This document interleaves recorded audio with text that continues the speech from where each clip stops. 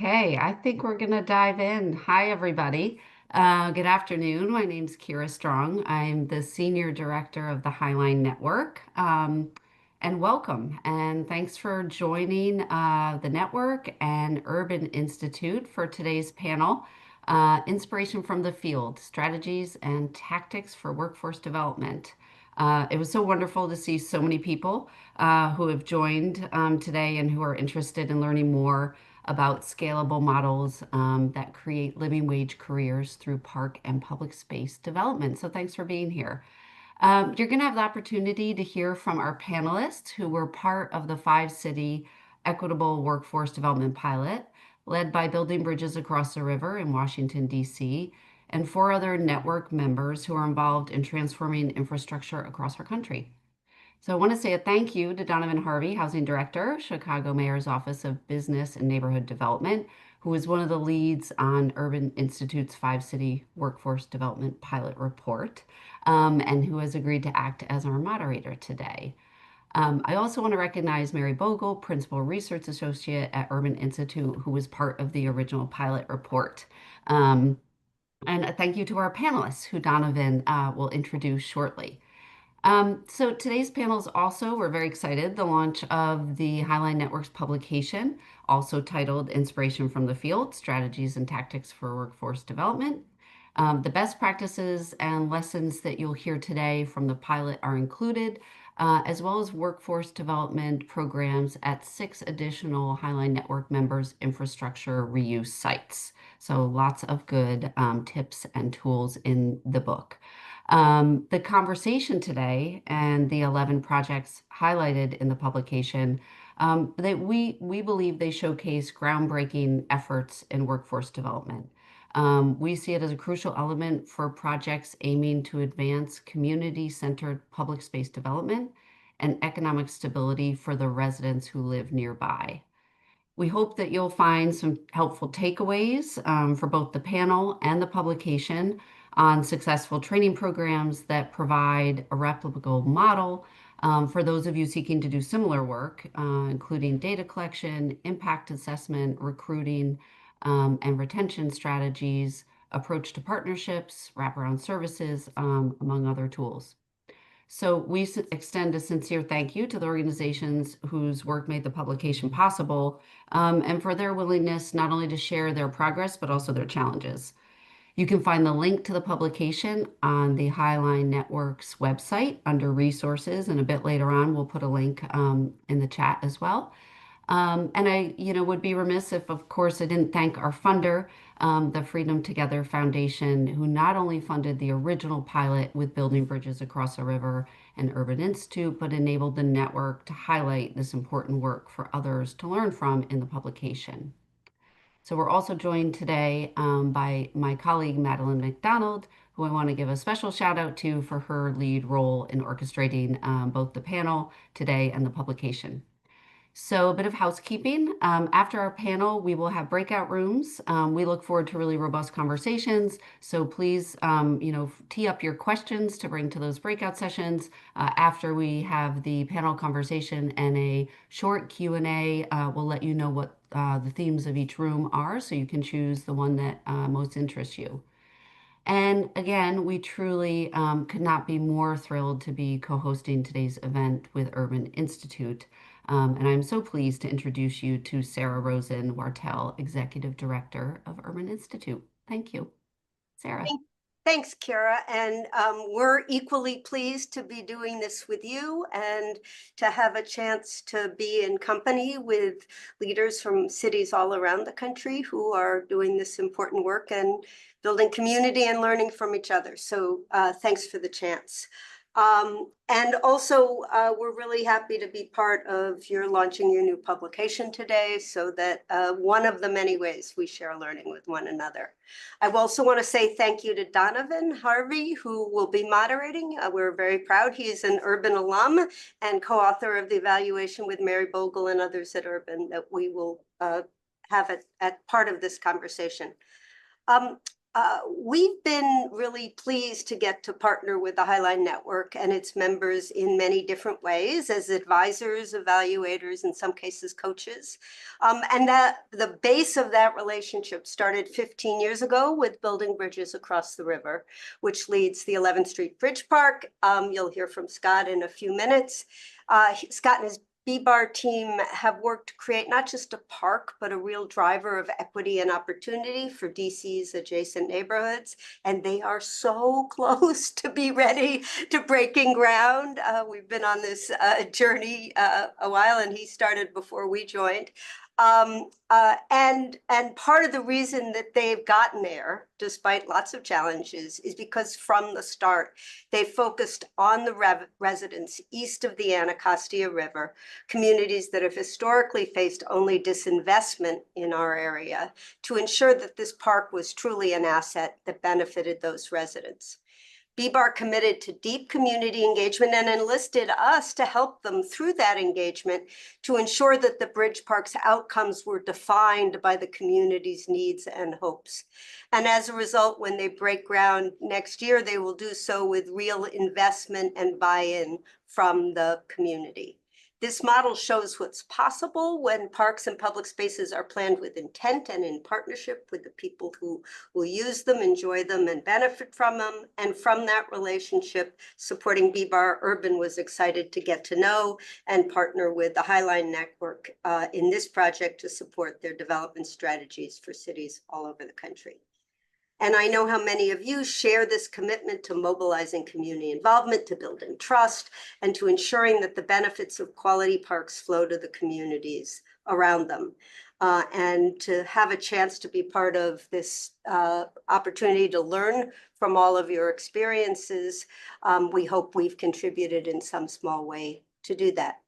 At Urban, our mission is to equip change makers like you with evidence and solutions to drive impact, and the evaluation of the 5-city workforce development pilot is a great example. We're really pleased to have worked with all of the 5 cities. Let me just thank you all for being here and giving us a chance to be part, and I look forward to the discussion and what we'll learn today. Thanks, Kira. Thank you, Sarah. Much appreciated. And with that, Donovan.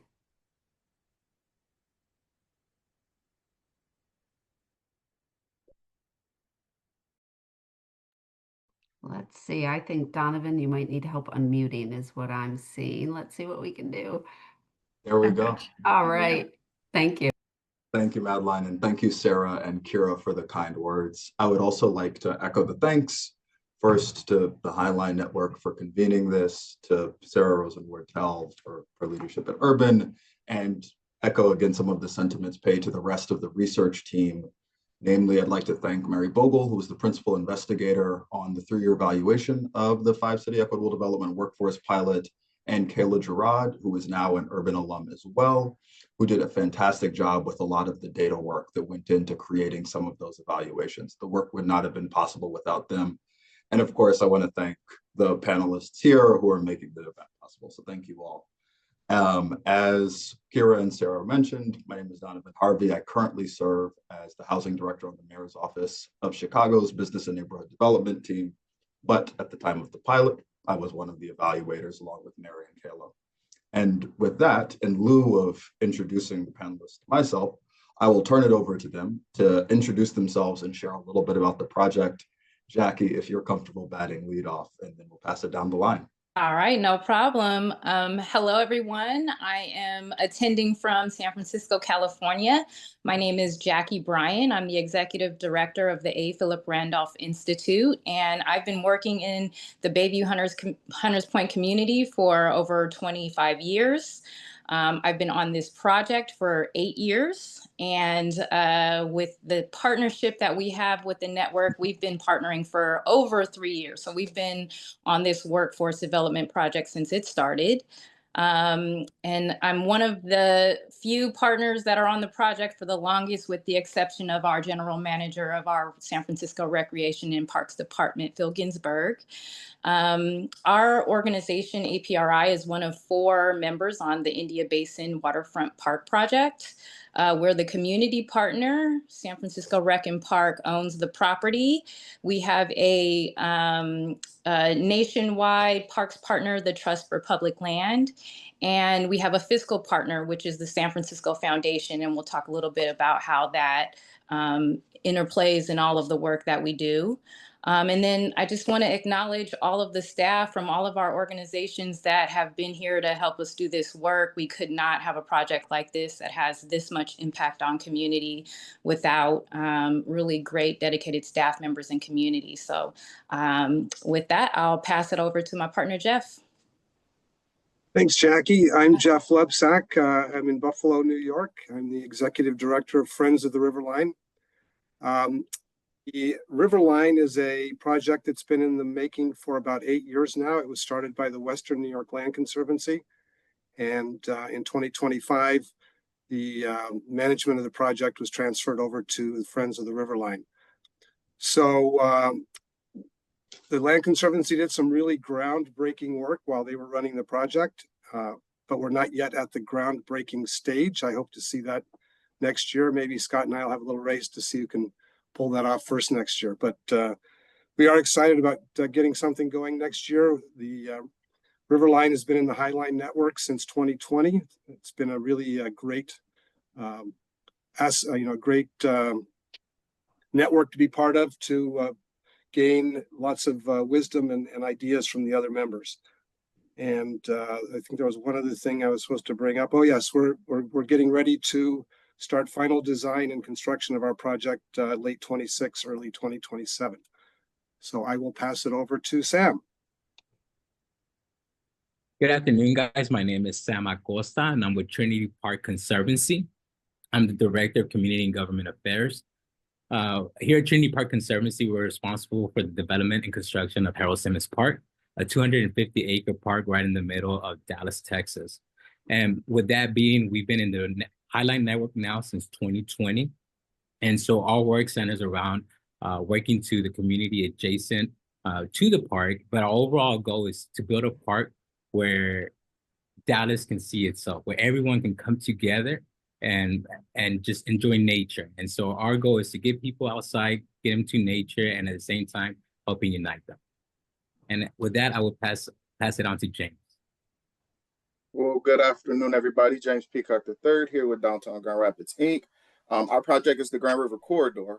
We are taking the river that runs right through our downtown and also connects to the wonderful and beautiful Lake Michigan, and really doing some great things to it. And I think the focus on doing that is to make sure that all of the communities that are surrounding that river, or that river connects with or touches in some shape or form, is able to feel some sense of pride in the generational opportunity that we have in transitioning it from a river in a concrete box to a river of accessibility and a river for all throughout that aspect. And so thank you to all of our partners that are on the call. Thank you to Highline and the Urban Institute and all of the partners that sat on the Great 5 City Workforce with me and our team. And I will pass it over to the man and the myth and the legend, Scott himself. Thank you, James. Good afternoon, everybody. My name is Scott Kratz. It's my pleasure and honor to be the president and CEO of Building Bridges Across the River. We run several projects, but the project we're here to talk about today is the 11th Street Bridge Park, where we are partnering with the city, with the District Department of Transportation, to transform an old, aged-out freeway to bridge over the Anacostia River that for way too long, for decades, for generations, has been a divide in the nation's capital. So how do we build a physical and metaphorical bridge, reconnecting long divided communities? I'm happy to say that we are now at we should solicit our general contractor, on track to solicit our general contractor in December and break ground in the spring after 13 years. But the project has become much more than bricks and mortar. It's also investing in the local neighborhoods, the residents, the community, to make sure that the same tens of thousands of residents who've shaped this project from the beginning can be the ones that benefit from it. So we've developed 10 years ago a community preservation plan with a number of strategies.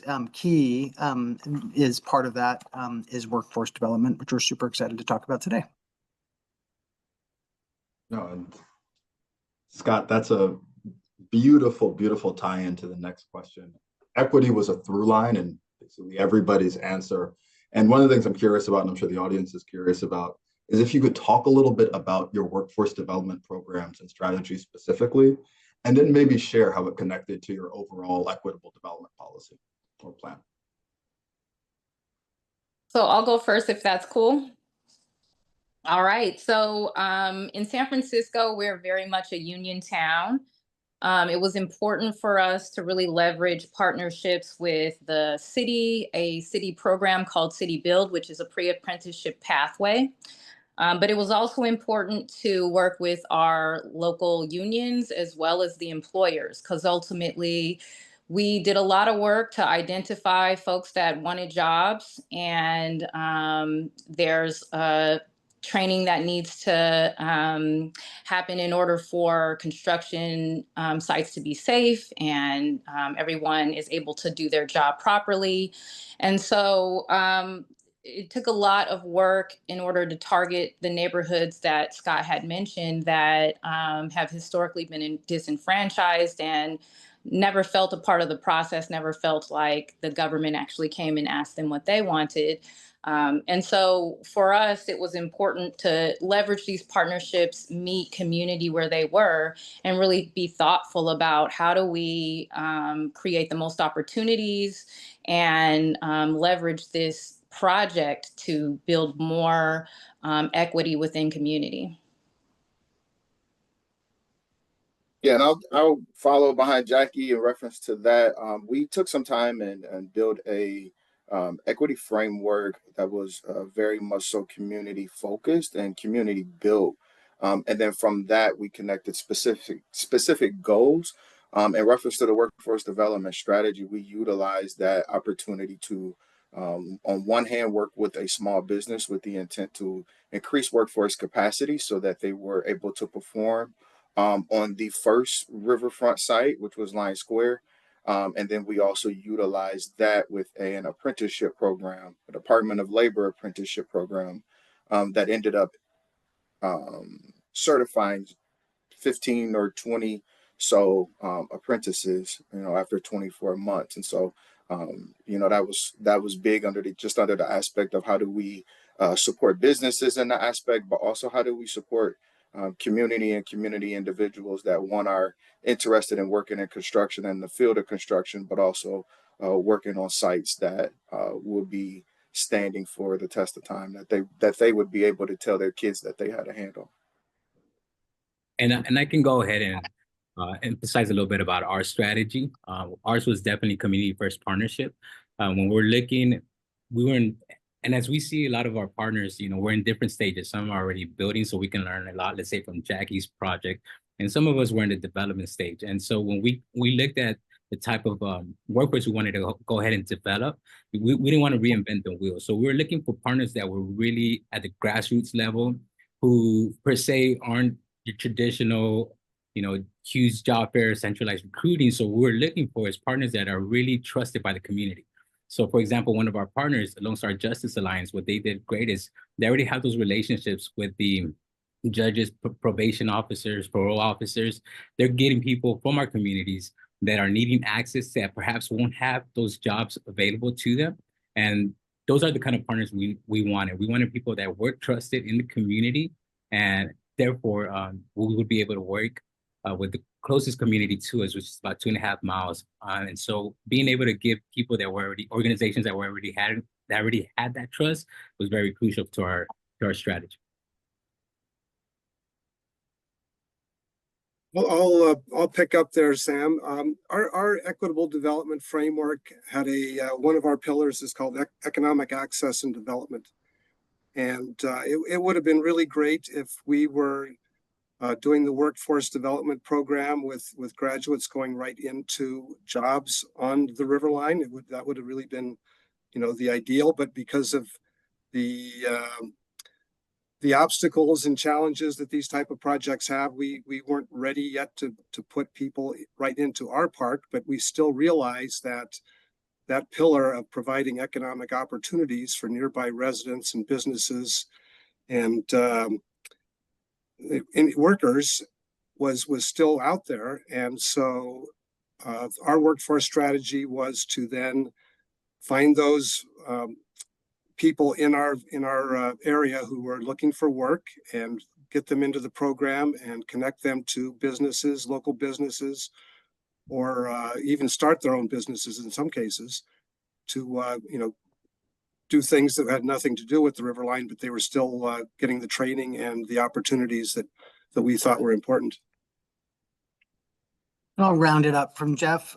Two of the questions we spent a lot of time thinking about at Building Bridges and specifically around the 11th Street Bridge Park is who is this project for and who will benefit, right? So making sure that we started this, and we're spending $93 million on this project. How do we ensure as much of those dollars go back into the local community as possible? But to do that, we need to ensure the local residents have the skill set and capacity to apply for and succeed at these jobs. So I think timing is something that's really essential. The thinking about this work really early and with a level of intentionality and with the community at the center is absolutely important.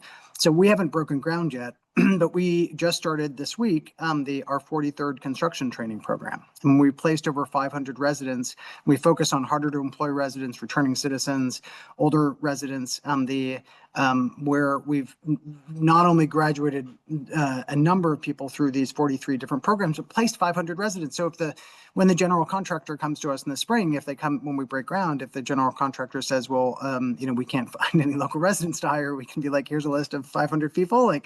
It's about removing as many barriers as we can for the employers, for the city, and most importantly, for our residents. No, Scott, I really appreciate that. And kind of across all of the responses, I was really struck by how thoughtful and intentional you are with naming the partnerships that were involved in making the projects a success. So Sam, I'm actually going to come to you really quickly. And I appreciate your shouting out those like grassroots, smaller partnerships that you all were working with. But as memory serves from the pilot, it wasn't always necessarily that way. Can you talk a little bit about how you navigated some of the potential partner transitions on your project and any lessons that you might have learned from that? Yeah, definitely. So we had a change from year 1 to year 2. When we're looking at our data and trying to, obviously it's very important to work with your partners, especially when you're trying to gather data, et cetera. Luckily for me, I had a partner also, John Hill, who I do want to shout out. We were both from the community. With our team, our CEO and everyone, we started looking, okay, every time we went out to community meetings, we couldn't get past, hey, we need jobs here. This is what we're looking. We need something close. We hate driving 30, 40 minutes, out of town, to try to get a job. We want something, again, as Scott was saying, we want the benefits to, how much can the community benefit from this huge project that's literally down the road. And so we were looking, we had to go ahead and take a step back. Let's focus on our community. Who are our community? And that's how we essentially started picking our partners, our program partners. So for example, our communities here are heavily Black and Latino communities. So, with that, we have an undocumented population as well. We start looking at an organization that says, hey, you know what? And I always use the phrase in Texas, it's pretty difficult to get a license. You can't actually get a license, but you can start an LLC. And so, we start looking at different ideas. Okay, how can we, serve our community? How can we pick our partners to better serve our community and provide those opportunities for them? So from going from year 1 to year 2, we took a step back, we identified different partners that we can work with. And again, that were very just entrenched in the community. Oh, no, I appreciate that, Simon. And I'll open it up to everybody. Could y'all just talk a little bit about, I know there were really different partnership strategies sort of across the board. If folks wanted to talk a little bit about key elements of their partnership strategy and then any lessons learned over the course of the pilot about making those partnerships work. I mean, I could go. So we were really big, and we created a core partnership of the city of Grand Rapids Community College, and as well as West Michigan Works, which was very instrumental in building out the apprenticeship program and apprenticeship model. But we also connected with 8 or 9 other workforce development organizations within our community through the Grand River Workforce Collaborative, with the intent to not only create a structure for workforce development, but to also find a way to fill the demand of the workforce needed for the small businesses that we took time and connected with, and also to provide some of those wraparound service opportunities through some of those organizations. And so altogether, that ended up being 12 to 15 organizations of community who just committed to not only supporting the community members, but supporting the small and mid-level businesses who were making the scalable risk opportunity. And I can just piggyback on that. One of the things I think that are similar amongst all of our different cities is that, we experience some of the same social challenges with the populations that we serve. So we all understand that. But what we had to do was really tailor our workforce program to work for what works in our cities. And we learned so much from each other. With our project, even though the bridge project hasn't started construction, we learned a lot from their process of connecting with community, talking and defining what equity meant, so that when it came to workforce, which is one of the many strategies community felt were opportunities to build equity, we actually were awarded funding to do construction, which is great, but that is low-hanging fruit. And so we also wanted to be more dynamic and a little bit think broader about where our opportunities. They aren't just in the trades, which are really great jobs. They're family sustainable jobs in this city. But there are also administrative and management jobs that are required in order for these projects to get done. And who's offering pathways to those? In addition to that, we really pushed our entire project to think about where can we help carve out opportunities and move the needle and get more people of color, more people that are representative of our community into positions where they're decision makers. They have actual power in what happens in their community. And so we really pushed everyone from the fundraising firm that we worked with to really looking at partnering with the nonprofits in the community that do the work. So tailoring it to your city, learning from how other cities have challenges and constraints, but how they are also dynamic in getting out of that, coming up with really good solutions, has been like truly the heart of our project and why we have made so much of an impact. And building on Jackie's comment, at the Building Bridges, we have our own a separate project. That's part of our larger nonprofit is Skyline Workforce Center, led by Anissa Saunders. And I encourage who'll be leading one of the breakout sessions. I encourage you to jump in there and do a deep dive. But I'd say as we think about partners, Ju, and some folks have touched on this, making sure that the potential employers are involved from the beginning is really key. Like we want to measure success, not who goes through and gets an OSHA 30 certification or the piece of paper, but who gets and keeps a job, right? In 3 months, 6 months, 9 months. So making sure that in our case, the contractors are the builders, right? Whether it's drywall manufacturers or laying concrete or whatever it might be, are there to help drive and help refine. The curriculum is really important. And then I want to build on something that Jackie just said right there too, like thinking beyond construction, right? When the park opens, we're going to have 40 to 50 full-time staff, right? From park programming staff to in the cafe to leading an environmental education center, right? How do we make sure that as the project comes to fruition and we open in 2028, how do we make sure that everyone at the park continues to reflect the community that we serve? So when residents are coming to there, that people who work there look like them, right? That's really essential. I'll just finish up here by giving a little bit of our experience in Buffalo. Obviously, a land conservancy at the time doesn't do much workforce development, so we turned to another nonprofit who is does a lot of adult workforce training. It's called the Buffalo Center for Arts and Technology. And they were our main partner throughout the 4 years of the pilot.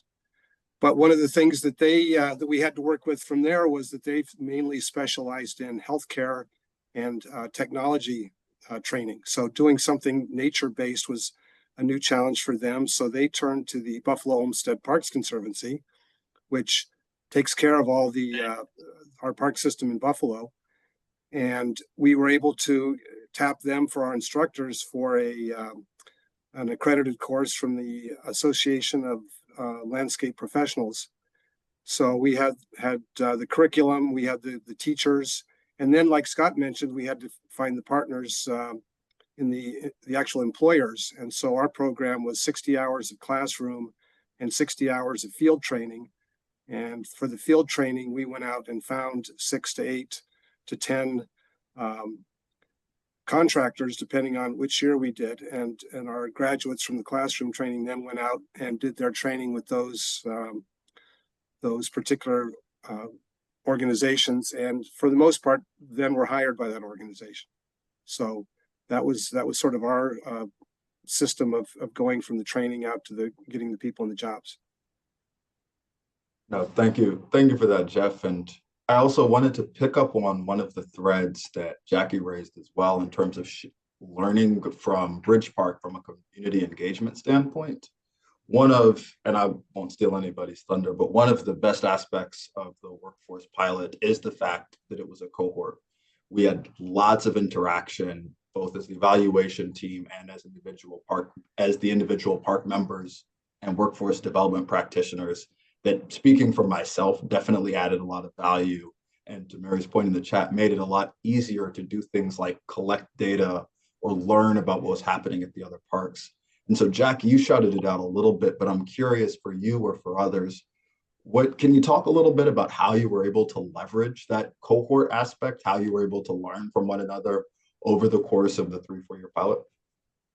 I mean, it was an amazing experience to work with all my colleagues in all the different cities, because we do have nuances to our cities. But as I shared, we have a common thread. We deal with some of the same social issues in historically disenfranchised communities where there's a lot of people of color. And there's also communities where, our city didn't always plan in the best ways in history, right? And so we're like uniquely located in an area where we have the highest concentration of public housing and therefore concentrated poverty. And we're talking about a city as big as San Francisco. A lot of people think about, cityscape and the iconic San Francisco. This ain't that, right? And so working with other cities to talk about all the challenges that we went through, going to each other's cities. And although we talked about this before about wishing that we were able to go to every city, but actually going to the city, looking at how deeply rooted conversations were and what matures out of those conversations are really important, and I think very impactful.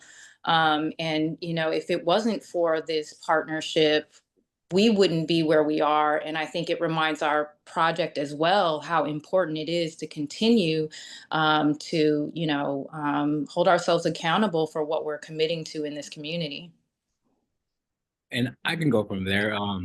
During our visit to San Francisco and learning from Jackie, as you probably gauge from all the speakers here, we're all at different levels in our project. So I think getting to see Jackie, they're in the work, they're constructing already. And I recall a conversation having with my colleague John, and we're from Texas and now we're in California. We're learning everything, and we're just there, chatting. We're like, man, we're kind of jealous because we're hearing about the pay and the unions, and we're like, this will never fly in Texas. So we're just there, we're talking, we're having conversations, and luckily we're learning. We're learning. Okay, we may not be able to do this or that, but how can we tailor it to our program in our community? So yeah, many times we were there and we're like, man, this is like click, copy, and paste pretty much what we're dealing with in our communities. But, essentially, what are the resources that we have locally, and trying to find those resources at the state level, and then just going from there. So I think the cohort itself, I mean, it was just eye-opening. Just we're looking at it and like, hey, we're all dealing with the same thing, but how can we get the max benefit from our projects to our communities? Yeah, I think, you know, spending some of that time in Washington, D.C. With VBAR really showed us the aspect of incubation for small businesses and how to include small businesses even in, you know, a major infrastructural project, right? And I think spending some time in San Francisco definitely showed us how to engage community on a superstar level, right? And so for us, we ended up being the second partner, I think, that ended up getting construction or getting a shovel in the ground with a limited amount of time, just based on permitting and things like that, but with a, you know, a very strong aspect on, very strong and very intentional aspect on engaging community, hearing from community. Not only the aspect of what do you see, what do you want, how should we do this, but what would benefit you along these projects. How can we make sure that, you know, again, that pride in our downtown and on these projects are just as important to you as it is to, you know, to us as we think about the planning of it and things like that. So Yeah, I think I echo the point that, you know, the site visits were extremely valuable, but we also had monthly calls, and sometimes those calls would have special topics. mm-hmm. And as someone who came into this knowing nothing about workforce development, I remember one of our very early calls when we talked about wraparound services, which I was too embarrassed to ask what wraparound services are, but as the discussion, you know, proceeded, I learned. And so I was very interested in talking to Gina Burkhart, the director at Buffalo Center for Arts and Technology, our partner, about the wraparound services they offered.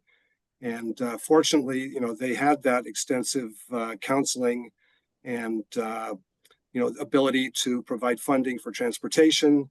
And, you know, these were all things that we learned in the course of the effort about all the other obstacles that people in workforce encounter while they're trying to get this training. And, you know, our program was an evolution as a result of all these learning experiences. But just kind of piggyback on what Jeff just said, most of us had no clue, or maybe a little bit of a clue about what workforce was.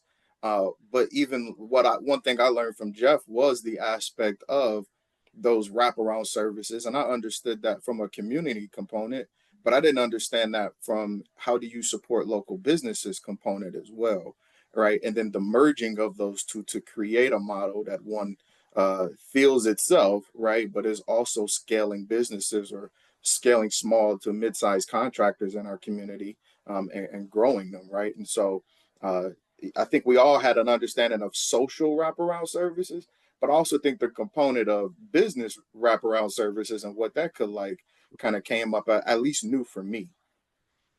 And if I can just add real quick, yeah, that's yeah, again, you know, 10 plus year in community, but when it came to workforce, absolutely, you know, new to the field. But definitely when looking at those partners and just learning, I mean, for example, one of our partners, you know, they said, hey, we want the kids that need 3, 4, 5th opportunity. You know, we want to be able to take and help them.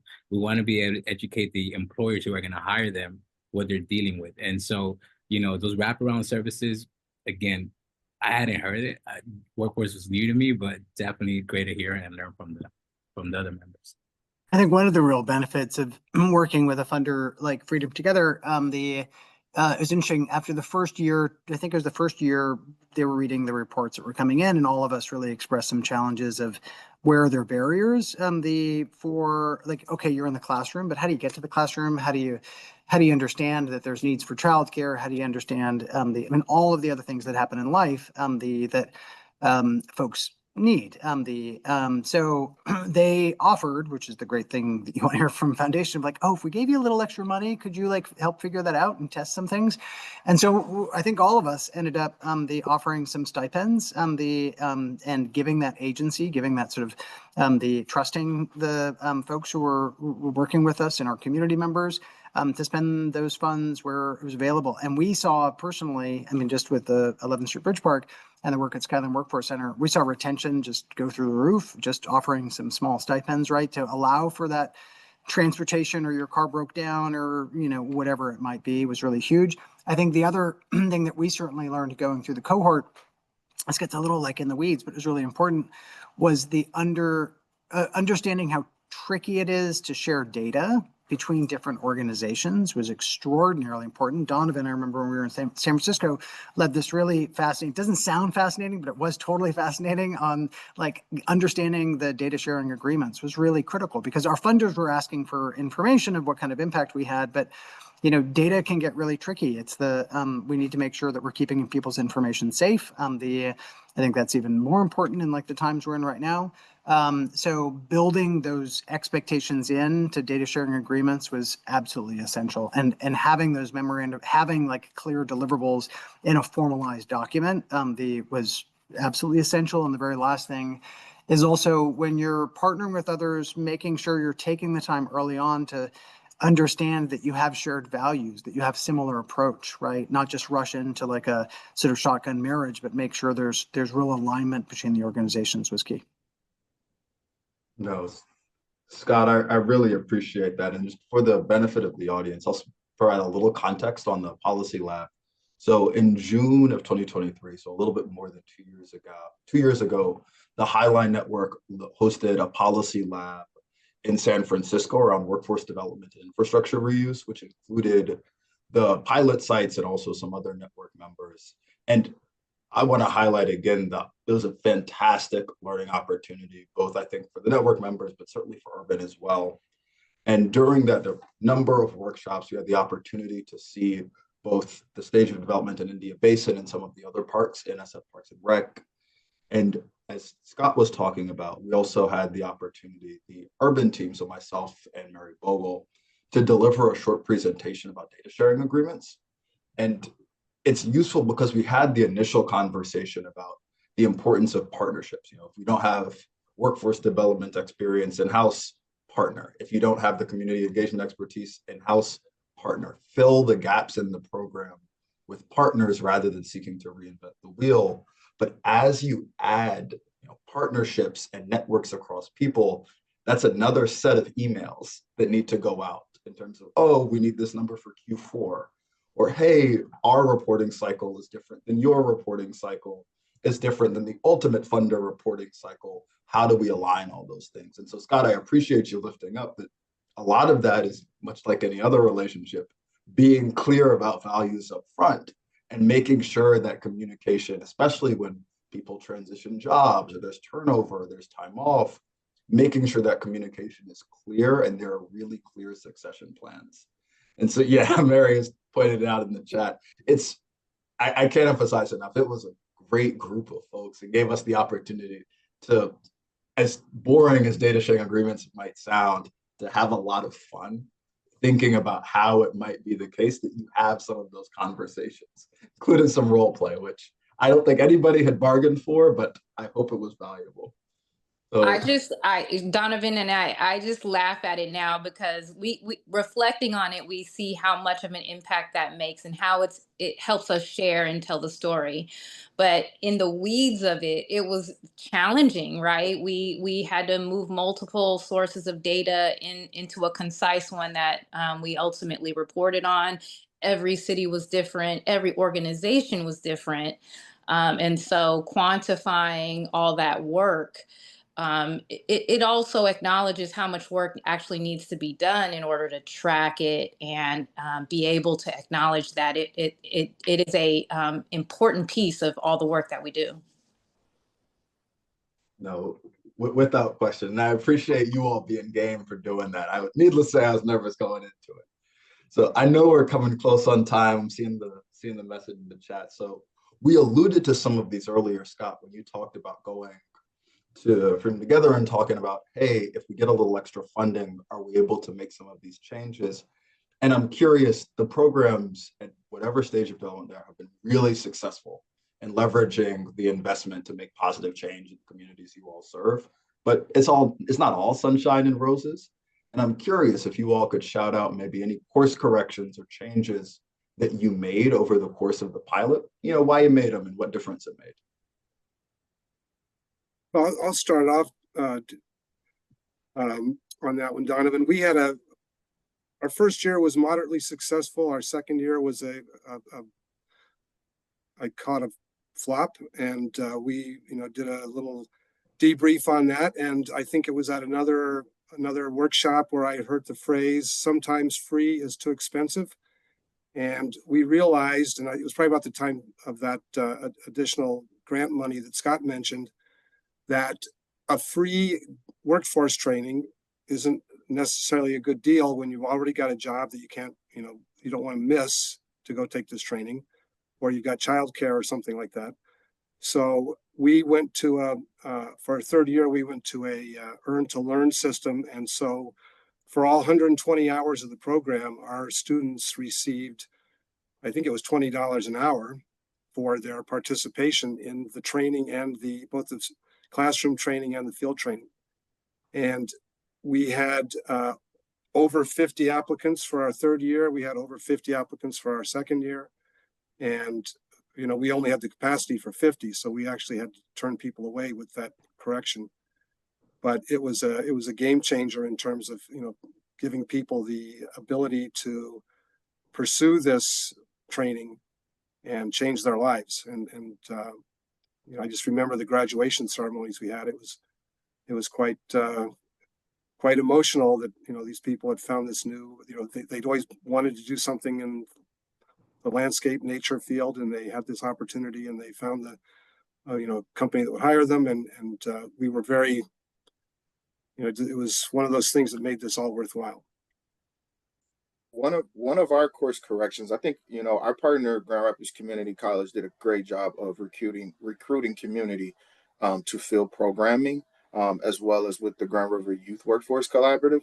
But I think the course correction for us was to not focus on looking at larger contractors, and to look to increase the workforce capacity of small and medium-sized contractors. And I think that worked for us in a sense of, we're not only helping community grow businesses, but we're also helping community get certification and trainings to continue to grow family stability. And then we had a strong focus of neighborhoods of focus. And so that was not just individuals who we placed in, who were deciding to be in trainings, but that was also individuals who own businesses within those communities. And we did a very intentional aspect of, whether you were selling donuts as an example, or you were, a contractor, on how to support that business based even on these work sites. And so.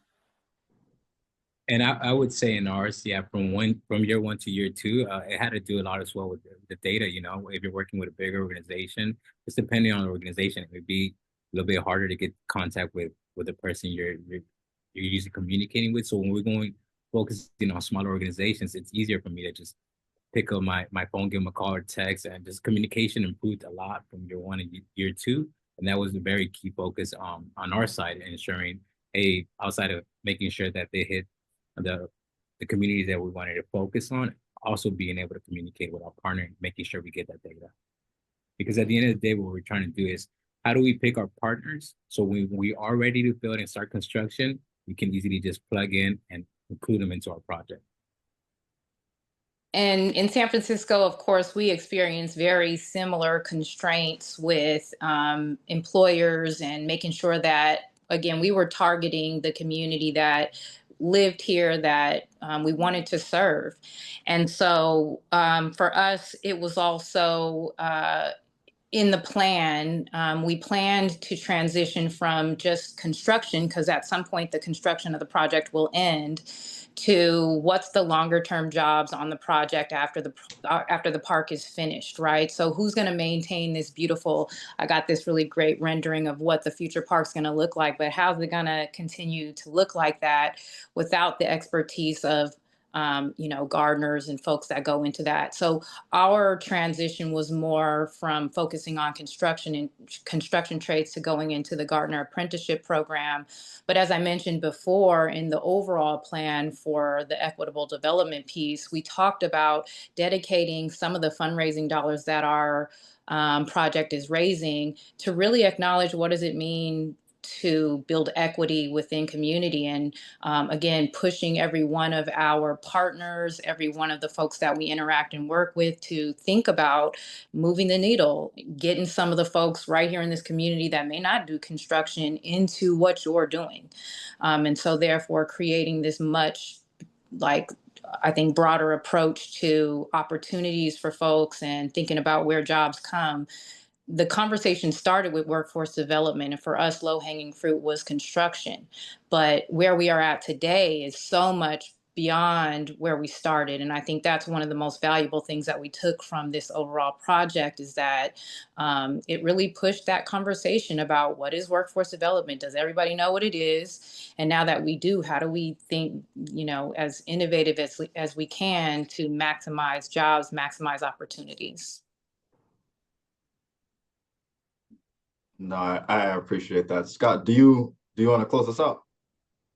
Sure. I'll go back to, I mean, again, this is little mechanics, but the importance of identifying if you can't do it ourselves. I saw a note in the chat about nonprofits, single nonprofit can't do all of these larger wraparound services. So how do you identify partners who are already doing this work, and building those sort of coalitions, and just how critical that is? I mean, I remember, I know we've had job hiring fairs, like timing a job hiring fair immediately after the graduation of a cohort that same day, right?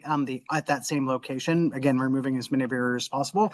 But sometimes, like we'll have 6 or 7 employers and like nobody got a job, and we had to go back and say like, what's going on? And so it's one thing to have the certifications. It's another thing to like make sure that we're spending time. How do you interview? How do you what are all of those other skills that you need to be successful at your job beyond the hands-on skills of the construction itself? So, and again, sometimes we do that. Sometimes we've actually partnered with other corporate folks to want to come in for volunteer building, help with resume building workshops and so forth. But thinking about, like, none of us exist in a single silo. We need to think about the complete human, the complete person, to guarantee success. No, I appreciate that. Now, with that, I know we're on Zoom, but if we could all give the panelists a virtual round of applause, that this has been, for me, before we transition to Q&A, this has been super, even as an evaluator, super, super informative. It never ceases to impress me. Y'all know Jeff say, you talk about, oh, we're new to workforce development. Not new to workforce development anymore. Things done changed. But no, we're going to be a little bit, so thank you all. We're going to be a little bit tight on time for Q&A, so we'll probably have the opportunity to ask 1 or 2 audience questions. But I will encourage folks to, if they want to put questions in the chat, please do so, but also keep those questions in mind as you go to the appropriate breakout room in a couple of minutes. So with that, I'm going to read one of the questions from the chat. For the panelists, please keep them coming, but keep them in mind for the breakout as well. So one of the things, and you all have alluded to this both in the conversation and I know in the interviews we did during the course of the pilot, but is that question of job quality, right? It's not just getting folks into a job, it's about getting folks into a career, and ultimately a career that can provide for them and their families. So how are you all thinking about what goes into a high quality job? How do you select for those partners? How do you measure that? How are you all thinking about job quality in your workforce development program? And I can go first on that one. So something that we've learned and we've also applied here is leaning on our general contractors. At least here in what we're trying to do is, we're trying to host job fairs in the community. We're asking our contractor, hey, bring subcontractors out here who can hire on the spot. We had a job fair, extremely successful. Over 400 or 500 people came out, but it's something that we heavily, again, we don't, we're not in the business of doing job fairs, et cetera. So we have to, or the construction side. So we have to lean on them. We have to ask for their expertise to bring their Rolodex, bring their subcontractors, and can we get people hired that day? When it comes to quality of jobs, for example, one of our partners, what they do is they make sure, so for example, in construction, what they want to do on their program, they go ahead and focus on heavy machinery. These are higher paying jobs than a foreman coming in. So we want to make sure that our graduates have an opportunity to have a good job once they complete the program. And so again, leaning on our partners, leaning on our contractors, at the end of the day, we are the owner. We can make a few of those asks in the contract, say, hey, we want to lean on you. We need your help because we have this commitment to our community. So I would say really, go ahead and rely on them, rely on all your resources locally, because they could fill in the gaps when you're not an expert. We're not an expert in everything, but by working together, we can make sure that we try to get as far as possible and bring those resources to the community. Yeah, and I would agree with Sam in that working with the general contractor was a great thing, just in reference to identifying again that maybe that small business that needed an increase in workforce capacity, right? And so opening up to subcontractors on the project who were interested, but then the other aspect was working with a business that had the same commitment to purposeful and intentional opportunities as the project itself. And I think that that was probably one of the most important pieces. Again, using the opportunity to scale small business, but also using the opportunity to train individuals into a business that is willing to keep them on, even or keep them on, or letting them decide what's their best option once the training is completed, right? And so there is no, you have to stay 6 months after we're done. It is, hey, if you feel like you want to go, you can. But other than that, we are going to continue to work and keep working. And obviously, your training will then grow into a promotion immediately, right? And so we intended to pay very much living wage for the opportunities and the training opportunities that we presented to community. So, when those individuals are completed and certified, they will then, get a very nice bump up to continue to work to, if they want to decide to work for that company or if they want to move on because they deem something else better for them. And for us, I mentioned it was, jobs that could sustain families in an ever growing expensive economy, in a time in which there's a lot of, fear and sort of like chaos going on. I'll just mention, like, we all did this just after the major impact of COVID, right? Where we were opening our cities back up and figuring out ways to connect after we had to have distance for so long. And so there are added challenges that I think every city experienced in that effort. And even being on this project for as long as I've had, our cost of construction went up significantly over the period of time that we've been doing this. And even though we wanted to dedicate money toward equitable development, as the cost of the project increased, we had to fill that gap somewhere. And so, again, just planning ahead, having really honest conversations, meeting community and meeting your partners where they are was very important for the overall success and I think impact. And we're very proud of where we are, and we all recognize we still got plenty of work to do. The project's not done, community ain't going nowhere, and we'll continue to have these conversations. I just add in too, I think this is where, and happy to do a deeper dive in some of the breakout sessions on this, but this is also an opportunity where some different equitable development strategies can then play in. So for instance, like, how do we make sure we run a home buyers club? We have tenant rights workshops. We have all these other, as many of these other partners do too. How do you make sure that we're breaking out of those silos? So graduates of the our construction training program, how do we make sure that they know about our home buyers club, where we offer down payment assistance, we offer closing cost assistance. If they're having challenges at home, like how do we make sure that we connect them to the legal counsel or tenant rights group, or thinking about that. I think the secret of the sort of secret sauce of some of these equitable development strategies is this larger multi-sector investment, right? And thinking about the housing and small business and health and wellness and of course workforce development.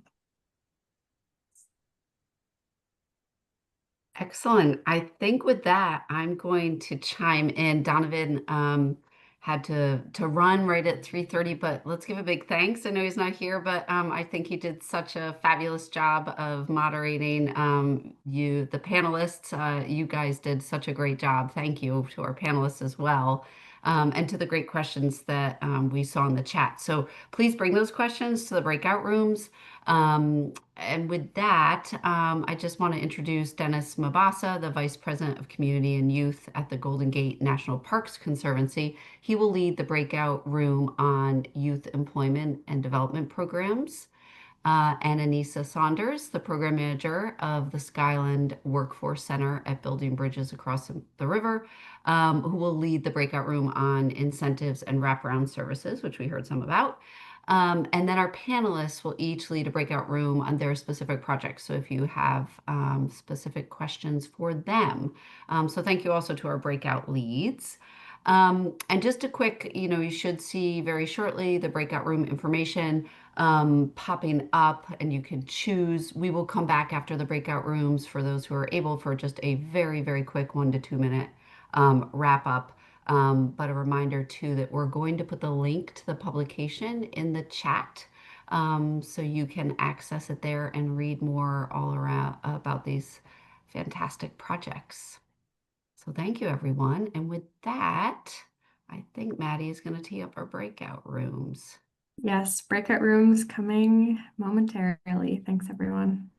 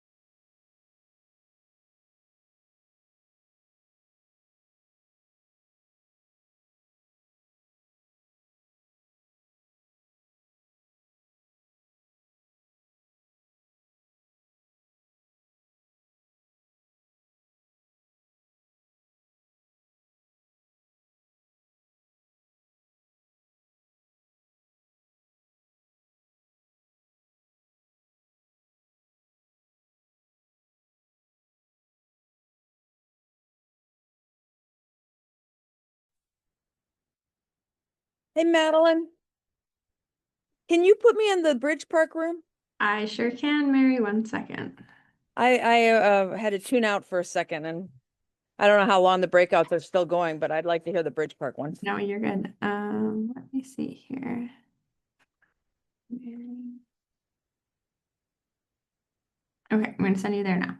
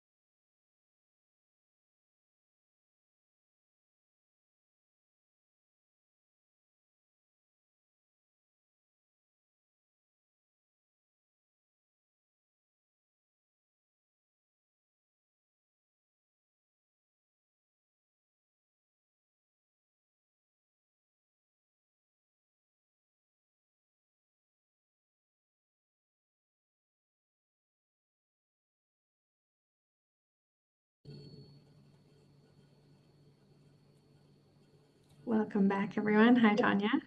Hiya, how are you? I'm good. How are you? It's nice to see you. Thank you for coming. Yeah, my time zones were off. Oh, And no.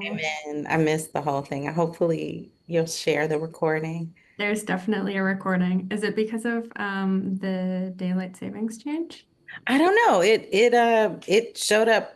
I was expecting it at 2:30 my time. And then I don't know what I was doing, and I saw something that said it has started. I was like, what?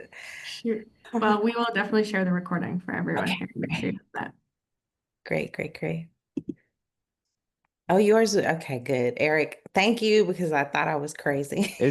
It's not just you. It might be just you and me, but it's not just you. Okay. Because I was looking forward to this and I'm sitting like doing busy work, like I've got 10 more minutes. But no, I was 45 minutes late. It happens. Mhm.